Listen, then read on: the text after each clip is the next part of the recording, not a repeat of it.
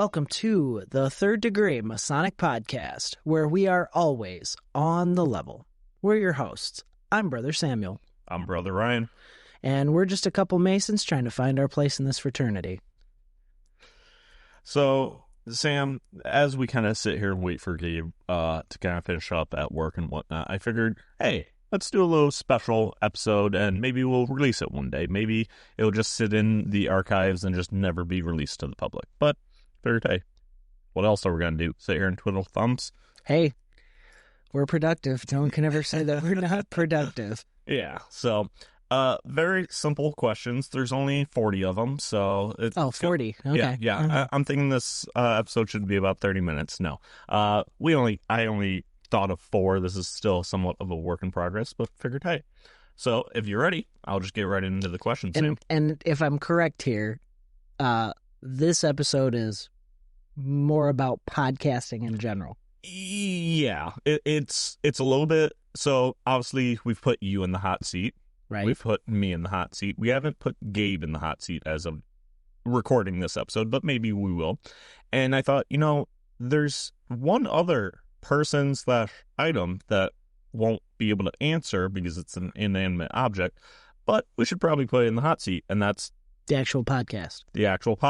Interesting. Okay. All right. And since you're kind of the creator of this podcast, I figured, hey, you're going to be pretty much right back in the hot seat, so you'll be answering. Works for me. And also, craftsmen, if any of you out there are interested in starting your own Masonic podcast, maybe these will be some tips for you. Yeah, maybe no.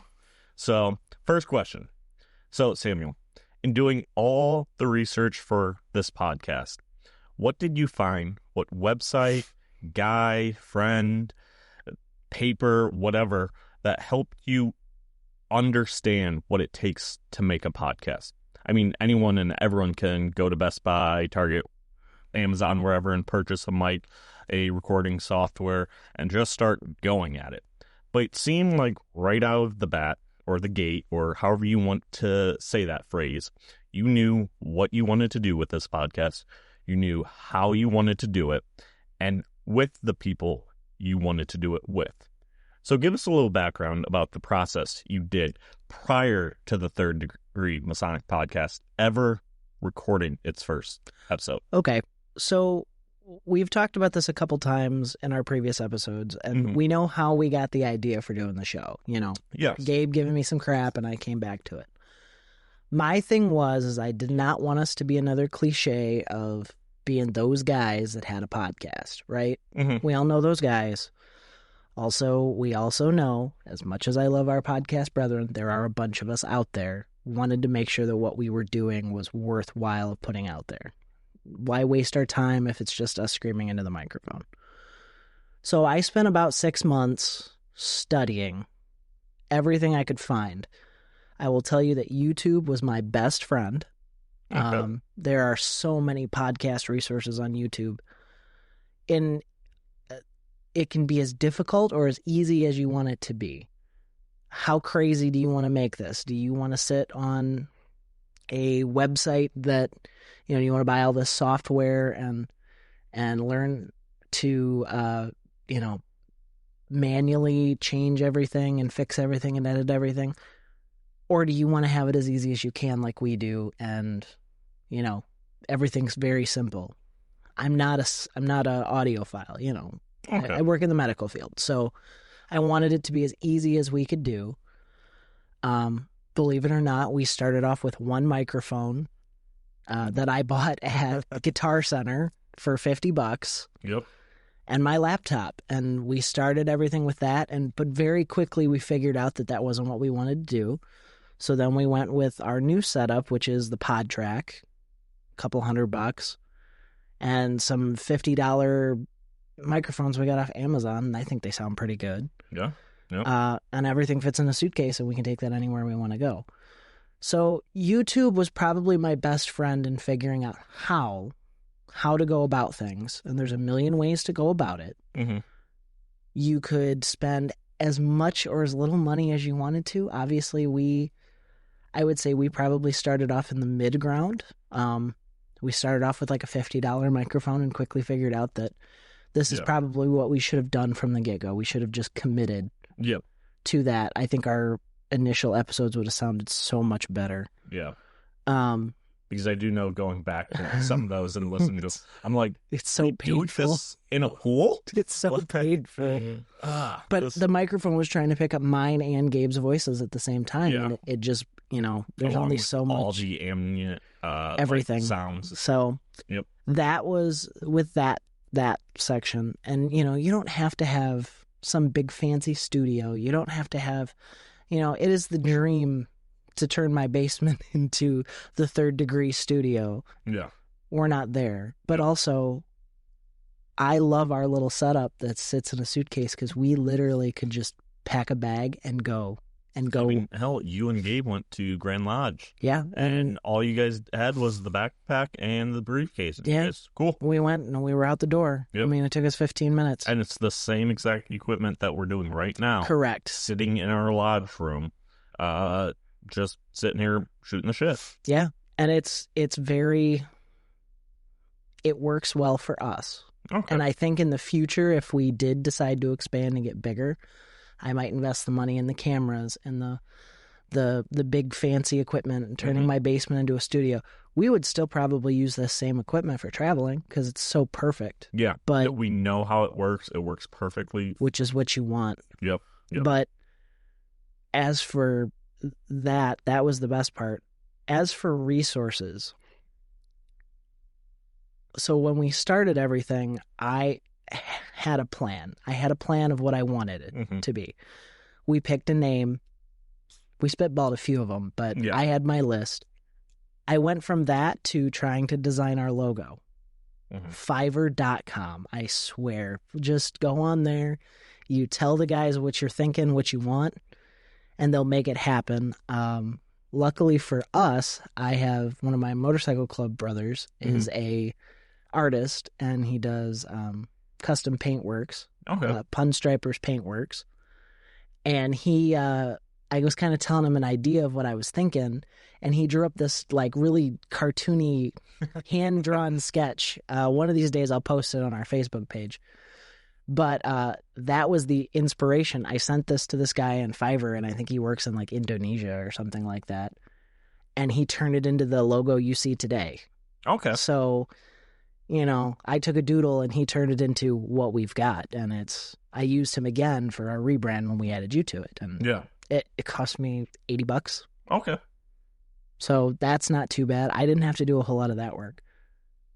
The thing that was probably the hardest was preparing. I set a date ahead of time. I didn't just do it and then launch the show. We had a few episodes in our pocket. Yep.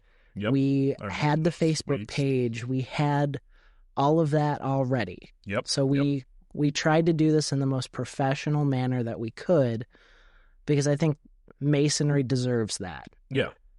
And I think with your type A personality and my dream for what I wanted things to be, that's how it was going to end up.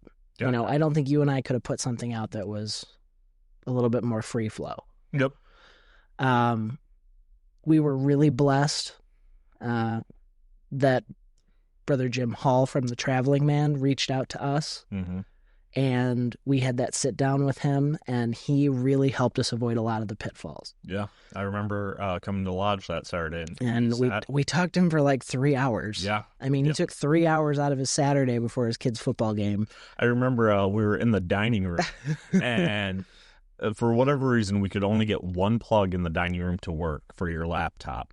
And we obviously wanted a webcam, and so that he could see our faces and we could see his and stuff. And we're talking and stuff, and maybe 10 minutes, 15 minutes into it, we realize, oh shit, where we're sitting in the background is the bathroom. He's just looking at the pooper. Yeah. Meanwhile, he's got a green screen or something going on behind him, and he's got his beautiful lodge, and it's like, God, we got the great end of this stick. My favorite's that we took that picture with him and us all together, screenshot it, and there's just the bathroom in the background. I mean, that stuff's going to happen, though. Like, You don't know what the heck you're doing. I mean, you're making it up as you go, and you're thinking. That just goes to show the audience and us that we knew nothing. We were just like, let's just see if this sticks. Nothing. And it's funny because I spoke with Brother Chad Kopinski. You know, he kind of gives us his forethought. You know, he watches our episodes and really, you know, he gives me his honest critique, and I appreciate it. He told us that he really liked our early stuff, but he said we're now finally figuring our show out. Yes, we have hit our stride. We know what we want. We know what we're about. We're finding, like I say when we open, we're finding our place in this fraternity. We're also finding our place in the Masonic Podcast community. Yeah. So, craftsmen, if any of you out there are considering starting your own Masonic podcast, or any podcast in general, it is not easy to do. Think everything through. Watch the YouTube videos. Because you are going to learn how to do a whole bunch of skills you didn't know you had.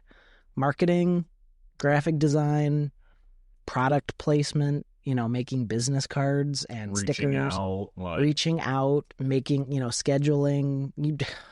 I almost wish we had a secretary for how many people we're, you know. Sorry, I'm busy. Right. But that it's such a problem that I'm okay with having right now. We have so many people that want to be on our show at this point. And I might be humbly bragging here, but like when we first started out, we did not. No. We were begging people that we knew, will you be on our show? Will you be on our show? I mean, if you look at our earlier stuff, we were doing topic, interview. Now we're doing like interview.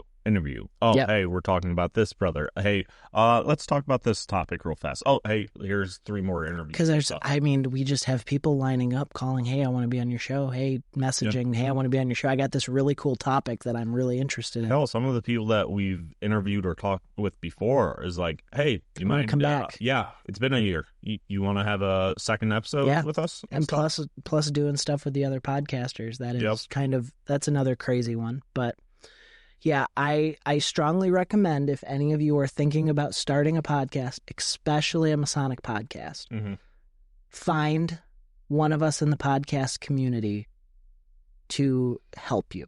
Yeah. And I will tell you, as much as, you know, I had this feeling when we were starting this show, people told me, oh, well, you're going to start a Masonic podcast? Jim Hall already does that from The Traveling Man. And I was like, oh, you know, but he's all the way over there and we're all the way over here.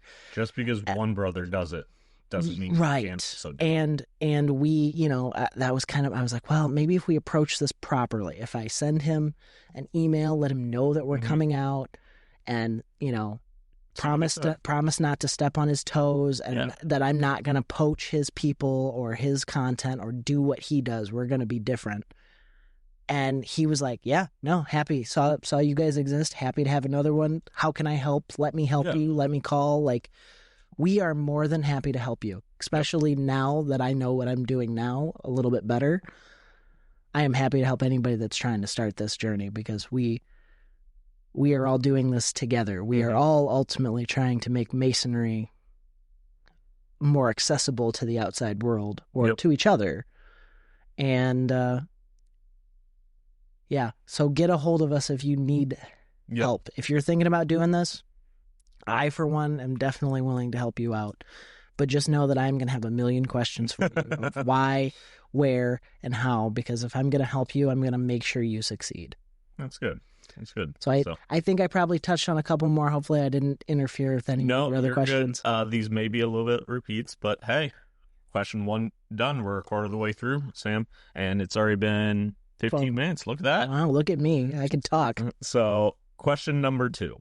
And you kind of touched on this a little bit, but I kind of want to go down this rabbit hole a little bit more and kind of explore different routes. Okay. So very simple question. Ready? Okay. Yep. Why a podcast? I mean, we've all heard the story of that fateful night that you were out on the balcony behind the lodge, getting some cool air, kind of trying to calm yourself down, refresh yourself after a disagreement with a fellow brother about some issue or whatever disagreement that you guys had. Kerfuffle. Yeah. Gabe came out there and started talking to you and letting you vent, and he said the faithful line of, "You know what you should do? Start a podcast." Should start a podcast. And then my faithful line of giving him a sign. Yeah. But Yeah. why? Why did you then go home after Lodge or whatever and really think about it and go, you know what? That's a good idea. I want to do it. Like, why didn't you just go, you know what? Gabe's an a-hole. I'm just going to write down some things. That's fair. I'm going to be 100% honest with you. I don't know. I just sat there and I kind of kept thinking about it, and I kept thinking about it, and I kept thinking about it. I was like, I do have a lot to say about Freemasonry. I do love this fraternity. I love everything about it. Mm-hmm. Do I have some opinions that may conflict with other people in this fraternity's opinions, especially people that are much more astute? Yeah. Absolutely. But at the end of the day, it's because I am passionate about this fraternity. So there was that.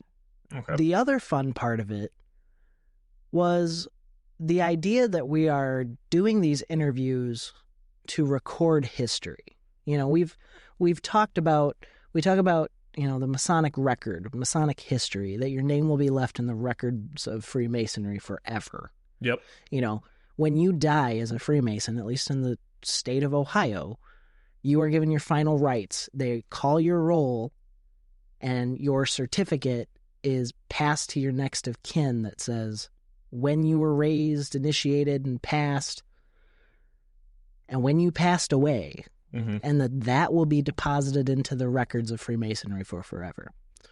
We can look back in our records, and I can look back and find countless brothers' records of their death, when they were raised, or entered, passed, and raised. You know what I can't find? What did they think about this fraternity? What did they love about it? Why did they choose it? Why did they invest so much of their time into it? We don't have that. We'll never have that. It's gone. Most of them, anybody who knew them is long gone. Their grandkids are gone. We'll never know. Yeah. But I'll tell you what, no one will ever be able to question why Master James P. Taylor loves this fraternity, because we can look back and I can show you exactly the moment. I can tell you that in 20 years, when somebody asks me, what was it like to be a Freemason in the 2020s? What was it like to have a Grand Master in 2024, 2025 change the vibe of how things were going to go? And I can show them Most Worshipful Brother Carter's episode. And I can say, this was the man that got me energized about Freemasonry again. That made me believe in the Grand Lodge. I do have to thank you for one little line. It made me a little bit chuckle, but you said in the early 20s. My mind immediately went, 1920s. Right. And I was like, no, it's 2025. It's 2025. 2020s. Correct. So we're in our roaring 20s right now, Brother Ryan. So that's the other thing. Also, today's youth does not watch the news for their news. Yeah. They go to TikTok, they watch podcast or listen to podcasts, and they trust these people on these podcasts. You develop a relationship with these people. I feel like I have a relationship with the craftsmen that listen to our show regularly. Yep. And every time I get a comment or I had a guy on a TikTok video that I commented on. I said, hey, great DMLA, event on our TikTok page. And he said, thanks. I'm glad it all worked out. I love listening and hearing about your DMLA stories on your show. I had no idea this guy listened to my show. He was just a guy on TikTok that I commented on. Yeah. Because that's what I do. And that kind of blew my mind. So now I'm over here like, oh my God, this guy listens to it. And you develop a personal relationship. You sit down with us for an hour. Yeah. Twice a month. Yep. You probably know me just as well as anybody else in the lodge does. Probably better. Yeah. Than some people. Yep. Because I'm a little bit more honest on here.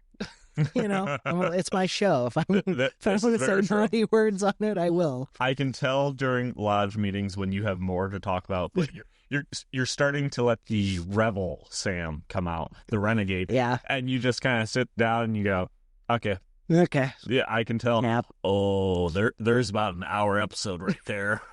I gotta keep that in the back of my head. So, correct. So, I think that's a big part of it too, is I think this is going to be the news of the future. People don't trust mainstream media, but TikTok, some TikTok videos and stuff like that.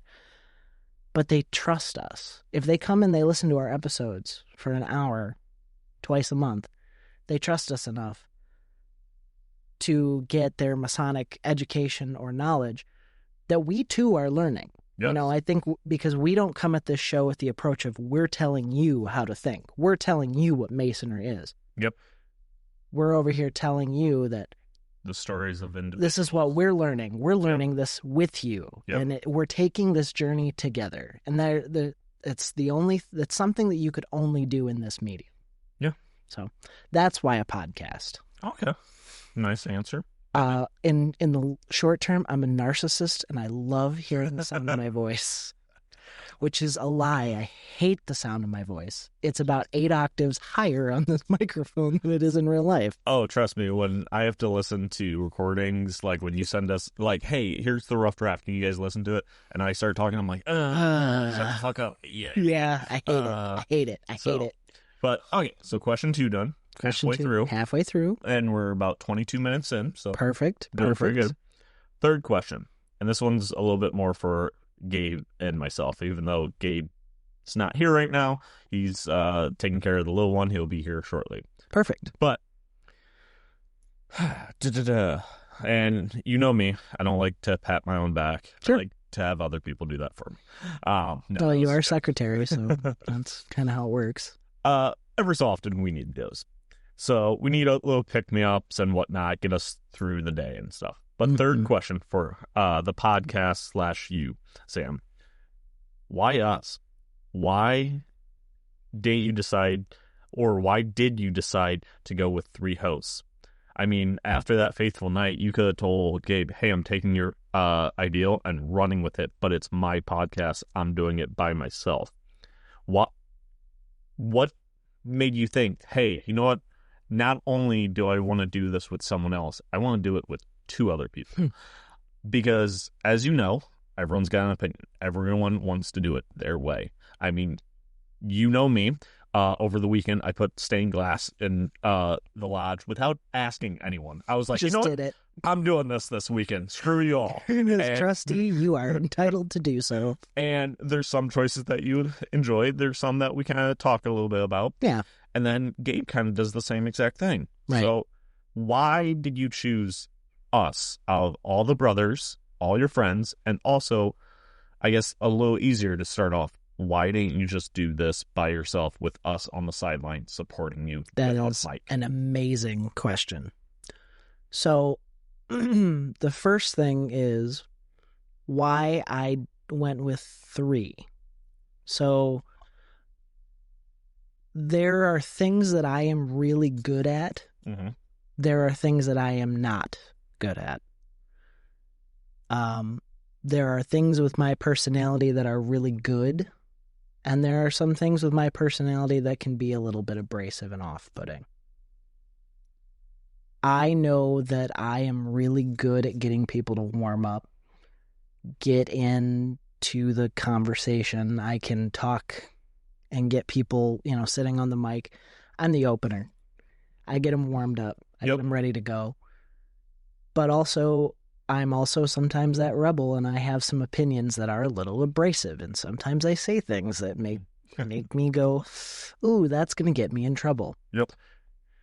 Gabe is the historian. He is much more, I don't want to say political. That is the wrong word to use. He's amenable. He's very good at getting multiple people to sit down and to, he can play the politic game. He's really good at as you can hear if you listen to Most Worshipful Brother Carter's episode. Yep. The second part. So in the first part, I just call him brother. Yes. Because he asked me. I said, "Do you want me to call you Grandmaster?" And he said, "No, just call me brother." So I did. I called the Grandmaster brother and Brother Carter for the whole episode. Yeah. Because I have no problem doing that. Yep. Gabe, however, called him Grandmaster on multiple occasions, which is not a bad thing. Nope. Because that is a title of honor. Yes. And it just shows you that Gabe definitely smooths out my rough edges. You give me hemorrhoids. You are so strongly opinionated. Click. As he unplugs my microphone. And we're done with you now. You are so strongly opinionated and have feelings about things. And I love that. I love the fact that sitting down, you listened to in our early episodes, you were audio engineer. You sat there, you listened to what we were talking about, and you stopped us when we were rambling. And Craftsman, if you ever listened to some of our older stuff, it could have been worse. It could have been way worse. There was so much that we deleted and didn't do because Ryan said we're rambling. No one cares. I hate patting myself on the back, and I made the joke of that's what I have other people for. I hate just let's get the work done. Like I don't give a shit about who did what. But I remember some of those episodes where you guys were talking about stories and stuff, and I would have to like pause like the recording and go, guys, no one cares. I know what you are talking about. No one else Joe on the corner doesn't does. give two shits. Right. So, and I knew that you would be honest with us about it. Mm-hmm. And at that time, I wanted to do 3 hosts from the get-go, but at that time, you were getting ready to get married. Yep. You didn't really know what you were going to be doing commitment-wise with your job and lodge, and I didn't want to terrify you away. Mm-hmm. So I dangled that in front of you with the most non-committal thing, knowing that it would probably get you on the hook. If I'm being honest. Yeah. You definitely know how to push my buttons. I knew how having you do that. I didn't know if it would evolve into you wanting to be on the microphone or not, but I knew I wanted you a part of it because you, just like Gabe and you bring a whole nother side to this conversation. Okay. So then, after you were way more involved in things than I thought you were going to be, I knew I wanted to make you the third host. Okay. And now, we are so lucky that now this podcast is bigger than me, right? Masonry is not about me, it's about us. It's about we. And now, because there's the 3 of us, this podcast isn't just my podcast. This is our podcast. And if you and Gabe decide that you want to pack up the bag and go to Utah and interview Mormon Masons, fine. Cool. Yep. I'm not going to stop you. I got to work this weekend. Oh, yeah. So that's the main thing. And the other part with it is there's been a lot of brothers that have helped us, right? Brother Staler, Master Taylor, these guys are all people that have come in and helped us immensely with this show. Yeah. But I would rather see them on the microphone when they have a really good topic that they want to talk about. These are people that are busy. They've got their own lives. Not that we don't, but you guys were the first ones when I brought up the idea of things, and you were like, hell yeah, brother, we're in. Let's do it. When are we meeting? When are we doing this? Yeah, when are we doing it? So that's the why. That's why I picked both of you. Okay. Because I was kind of like theorizing, like kind of like a little bit of that, kind of thinking like, well, maybe you did it because the 3 degrees in the Blue Lodge. The Entered Apprentice, Fellowcraft, and Master Mason. Because there has been multiple times... Sorry, had to clear my throat. There has been multiple times where I see us 3 as one of us is an Entered Apprentice, one's a Fellowcraft, and one's a Master Mason. One of us is the crazy new guy who just guns blazing. The second guy is the Fellowcraft, who knows a little bit more, but not necessarily willing to go 100% the policies and be the leader and stuff, and willing to kind of be a fellow, talk to people and become their friends. And then the other one, being the master mason, is willing, like you said, being to play those politic, I don't want to say games, but knows how to work it and kind of talk. Works the system. Yeah. So, well, and then on top of all of that, we are all three, you want to know who would make a really good, podcast? Brother Murphy and Brother Allred. Oh, they are 100%. Super knowledgeable. They know everything about, if you ask Charlie any question about masonry in the state of Ohio, he can probably answer it. The same thing with Brother Allred. Yeah. He is so knowledgeable in history. Yep. But I didn't want to do a show that was just teaching. I wanted to learn on this show.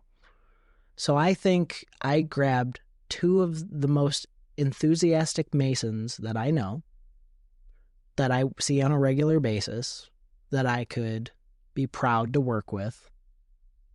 And I think we made something great. Yeah. And it's still in its infancy, but we're learning as we go. We are not, short of Gabe being a past master, we are not, we're learning with our craftsmen. Yes. And I love that about us. We are still young Masons and we're figuring out where we're going with things. So, last question. Last question. And then this episode's done and we can kind of do it. This one is a little bit peek behind the scenes. So obviously we've talked about what it took for you to start the podcast, the preparations, why you chose us, and why exactly a podcast. But this one, like I said, is a little bit behind it. So obviously the audience realizes we release episodes and whatnot. They're pre-recorded. They're not live at all. I don't think we've ever done a live podcast episode. It would be interesting to do, but it would be. Not there yet. But so, I mean, besides coming up with the topics, getting interviewees, that kind of stuff, after we're done recording, you take the software or the equipment home with you. Mm-hmm. You throw your magic dust on it through your laptop. Yep. Walk me through that process. What does it take after an hour-long episode? How long does it take? Oh, geez. Okay. All right. So, as I've stated before, this can be as hard or as easy as you want it to be, right? I am not an audio engineer. I do not know how to use Audacity. Yep. You can go into Audacity and I could go peak by peak by peak and I could edit and I could make everything sound like we were in a professional podcast recording studio. I'm not doing that. I don't have time for that. So the software that we use with Podcastle AI, they have a whole suite of tools that I'm able to go in there and it gets it just close enough, right? It makes everything sound really, really good, especially like you give it a modicum of something decent and it makes things to a whole nother level. So it makes it even easier to have a podcast. I'm not going to sit here and pretend that I spend 6,000 hours editing. Yeah. What takes me time, especially when we first started out, I was so worried about getting rid of all the ahs and ums, and we've gotten way better about that. Yep. But if you notice, I don't cut those out anymore, especially with our guests, because that's how people talk, especially if they're not used to being on the microphone like we are. Yep. So I don't get rid of it anymore. I really try to go in there and I try to make sure everything is organized in the most coherent way possible. And recently I've started taking snippets from the beginning of interview or from like points where I think are super poignant in that interview. And I put them at the beginning so you know what you're have to look forward to in this episode. Yeah. So I probably spend, if we spend an hour recording, I listen to the whole episode all the way through. I put on the headphones. I go about my day. When I did our last episode, I was cooking my dinners for the next week. But when I found something I didn't like, I'd walk over and fix it on my laptop, and then I'd go back to doing what I was doing. When I first started doing it, it took me probably 2 hours to record to edit a 1 hour episode. Oh. So, and then I usually I listen to the beginnings and the ends a lot, just to make sure I have everything to a point where it's ear-pleasing. And then I send it to you guys, and you guys give me a thumbs up or tell me to change something. Yeah. and then we move on, and I pop it out. So it's really, honestly, that's probably one of the easier things to do, but it is the most time consuming to do. Gotcha. Because every time we screw up, I have to cut it out. Yeah. Luckily, we've gotten so much better about doing these in one take. Yep. That I don't have to do that as much. But every once in a while, there was a whole section for Brother Carter's interview where I had to cut out. We didn't stop the recording, but we were explaining to him at the end about wanting him to do our, and remember, craftsman, Yep. Keep your working tools. We were explaining that to him. So there's like a 3-minute long section that I had to cut out, chop, and then mold it together. But it all works out. Yeah. It's definitely a labor of love, and it's also a labor that I constantly am sitting here going, oh God, I hope I did a good job. Because if I didn't, I'm going to hear about it. Is this going to be the thing that makes them go, yeah, we're not listening to them anymore. We're going to go listen to Time for Fellowship. Yeah. Also a great podcast. Also a great podcast. Yep. So, but okay. Well, Sam, that's the only 4 questions I have for you. And a little surprise for you. Oh, Again, geez. not trying to pat myself on the back. So I told you I've been working on this. When I say I've been working on this, I mean from the car ride from my work to here.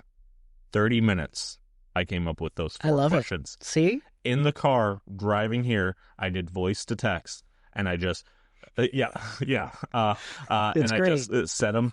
And when I got here, if you notice, my first thing was I was fixing all the typos and stuff. It's all good. So I say this not to pat myself on the back, but to tell you and to tell the listeners, if you think you have an idea and you think it's a great one, go for it. Yep. Worst case scenario, it doesn't work. You improve it and you try again. Yep.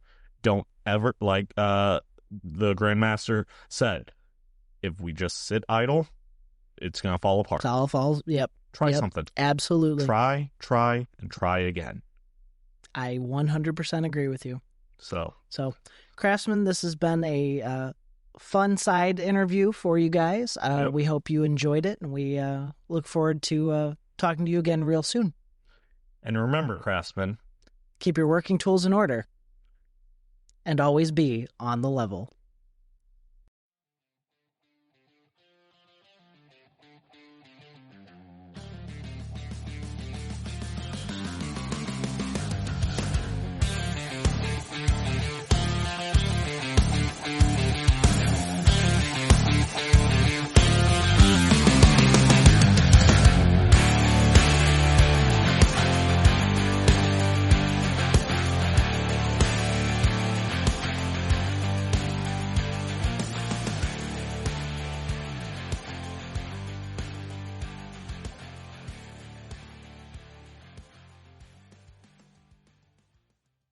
The views and opinions expressed on this podcast do not reflect those of the Grand Lodge of Ohio, its officers, or any of its jurisdictions. They only reflect those of the hosts or guests.